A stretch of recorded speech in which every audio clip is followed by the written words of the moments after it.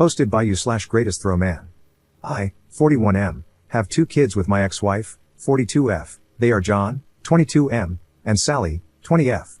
I live with my wife, 28F, and for the most part, everything was well until my potential future daughter-in-law, I'll call her Abby, came into the picture. My son is engaged to Abby, who seems nice but has been a bit pushy in trying to build relationships with me and my wife, though she's also a bit awkward with her. Abby isn't close to her family, and she has told us many stories about why. While some of her complaints don't seem that bad, it's not my place to judge, and I didn't live through it, so I can't really know. We've tried to be welcoming, but Abby has forced her way into some family traditions where she wouldn't have been invited, and into some where no one outside of specific family would have been. She has been calling Sally sis since they had only been dating a few months, and she has this odd sister/mother-in-law dynamic with my wife. The one I'm not a fan of is that she wants me to be like a father to her. Not because we've clicked or anything, we are very different people. I'm not saying that in a bad way, just pointing out that it's not based on how we get along or anything. My kids and I have a tradition when they come over where we have a private catch-up in my office/study before they leave. This is now even more important to them because, while they both get along well with my wife, they don't yet want to have personal conversations around her. Abby asked if we could talk, and after I explained the tradition, John later asked if I could do it, saying she had never had a caring conversation with her dad. We compromised by not including her in the tradition, but I did join the 2 of them for coffee and let her talk. Then she started calling me dad, and they weren't even engaged yet. John pulled me aside and begged me to let her do that, explaining that I had always been the father she wanted, right in front of her. He said she just wanted that, and told me she cried watching me and Sally interact, wishing she could experience a father/daughter bond like that. I didn't like it, but I did feel bad, so fine, I gave her that. Now, she wants me to walk her down the aisle and do the father/daughter dance. I don't want to walk her down the aisle, and I walk with a cane, so dancing is hard. At my own wedding, I only danced twice. John is begging me to do one, preferably the aisle. They came over on Sunday, and John and I were talking. I thought it was a good time to address the situation when Abby walked in without knocking, asking if he had told me yet. I asked, told me what? John said she wanted me to mention having a second daughter now in my speech and say how I loved her. I just looked at him. She then asked if I would walk and dance with Sally at the wedding, and I said, of course. To which she yelled, I'm your daughter too, and I responded that it will never be the same, Sally is my actual daughter. I tried to explain that I would talk about her being a happy addition to the family and how much I love how happy she makes John, which I thought was a good compromise, but she started crying. John apologized, and they left. He called me when they got home, nearly begging me to agree. Am I wrong because I won't lie and say I love her or that she's my daughter? Update 1 month later. I had planned to write this sooner, but life got in the way in a couple of really good ways. However, since people were helpful and asked for updates, and I have a surprise-free day, here it goes. On Mother's Day, my kids and their partners went to visit my ex-wife.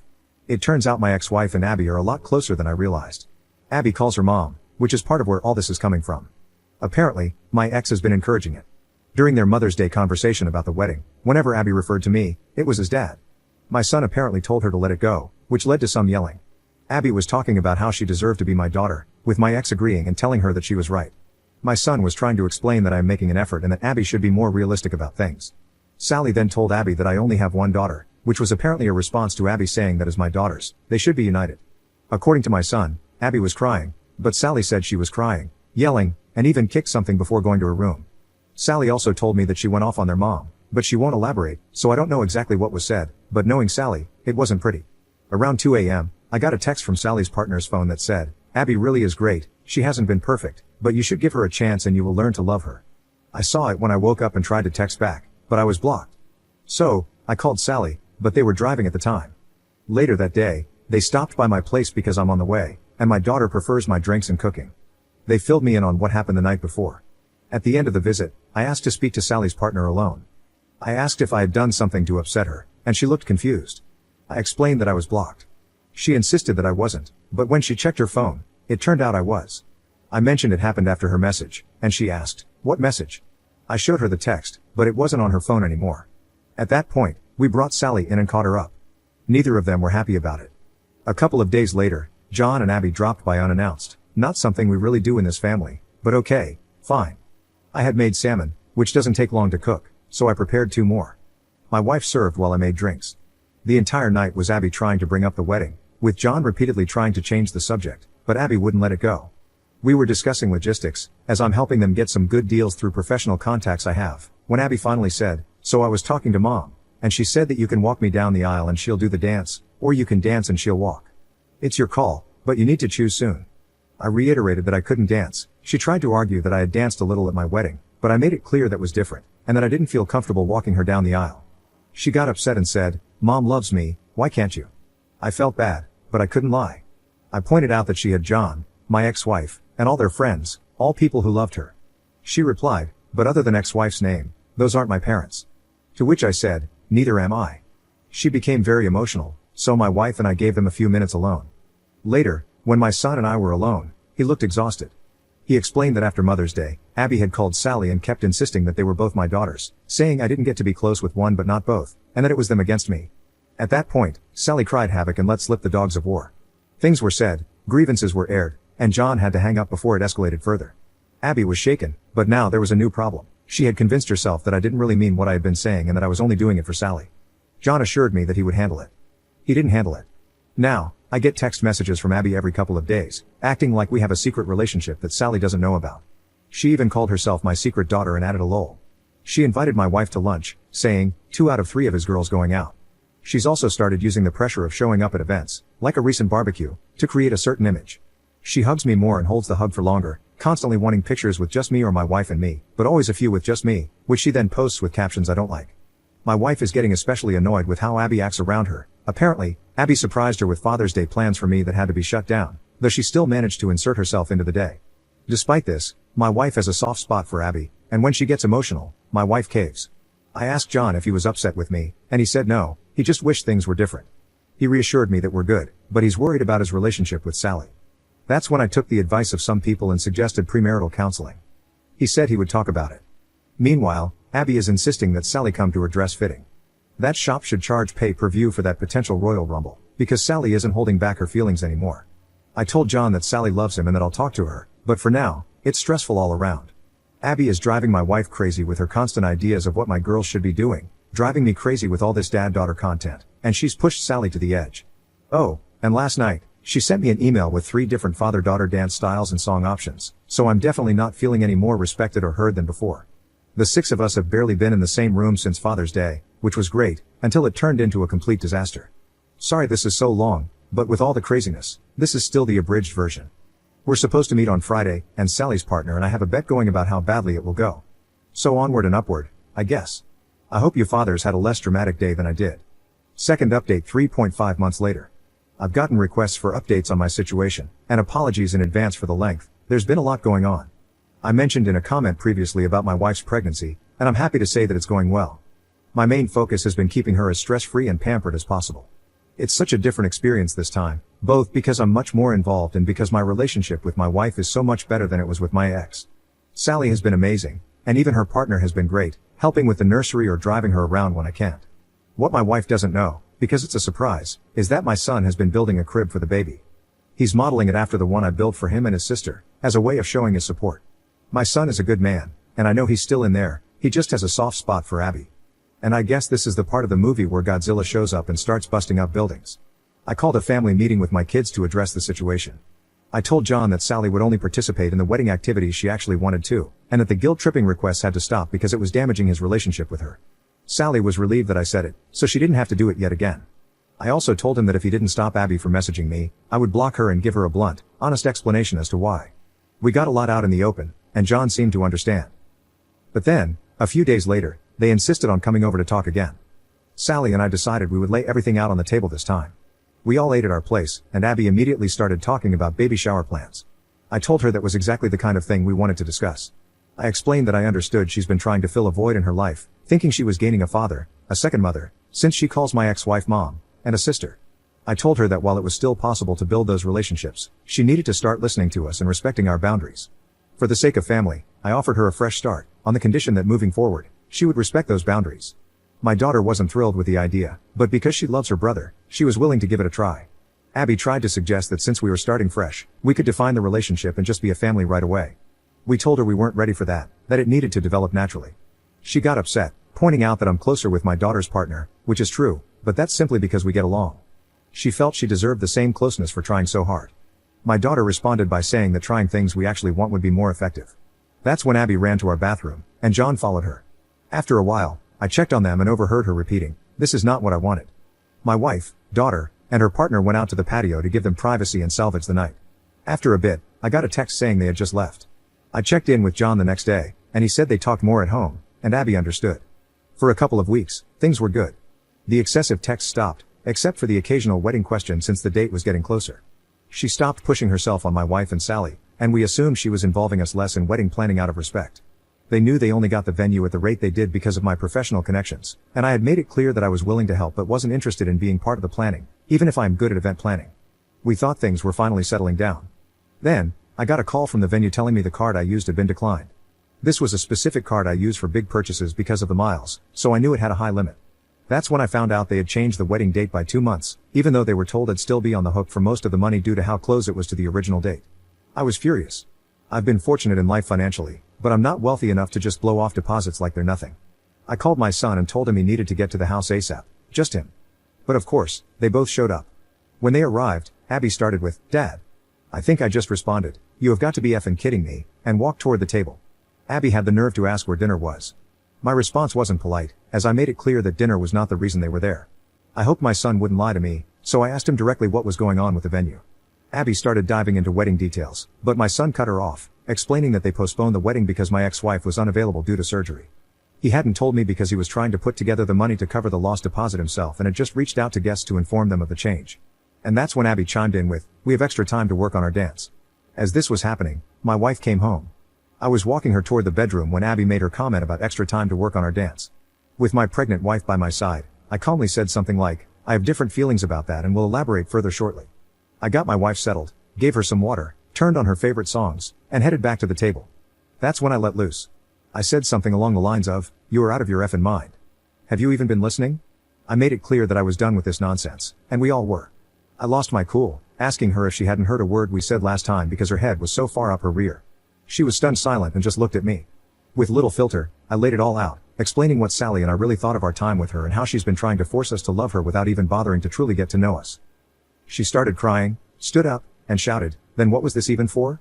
John immediately asked what she meant, wondering if she was talking about their relationship, and he started to freak out. Abby, in a frantic state, clarified that she meant delaying the wedding. And here's the kicker, and yes, I'm pouring another drink just to write this. It was all a ploy.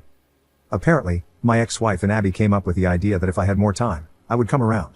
My ex told Abby not to worry about the money because I'm loaded. My ex has always been bitter that I make so much more now than I did when we were married, as if my financial success was out of spite rather than a result of my career progression. I honestly believe she did this on purpose, just to stir things up. But she not only told me that lie, she and my ex had also told John the same story. He was distraught, repeatedly saying, "You lied to me," as Abby tried to spin it, but he was letting it all out, about how much he had defended her, covered for her, and now, she had lied to him too.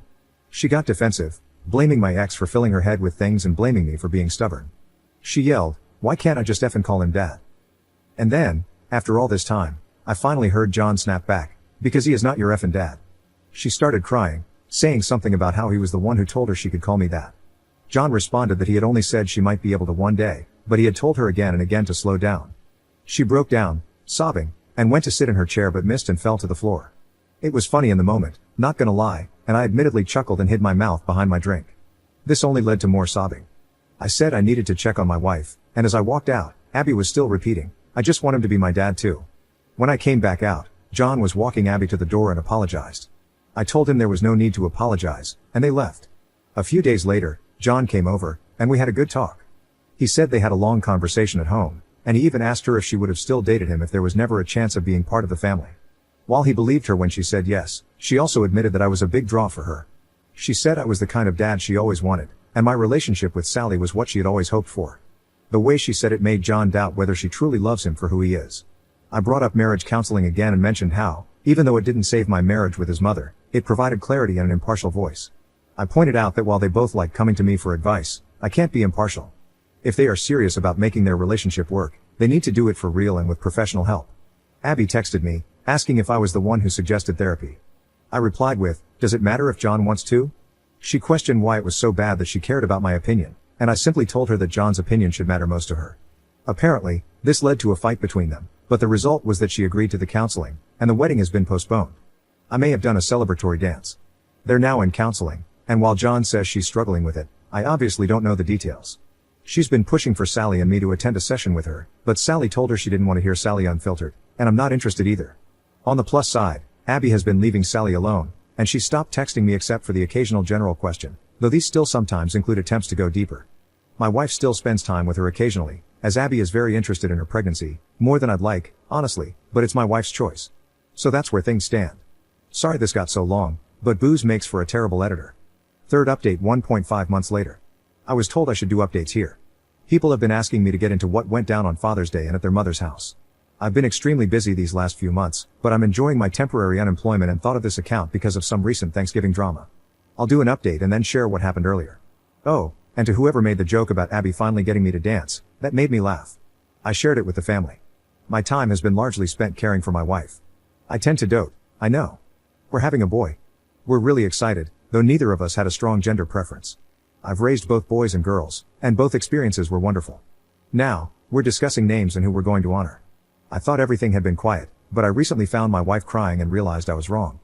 Given how busy I've been with work, and with my wife knowing I'd be free again once this month started, she had kept something to herself.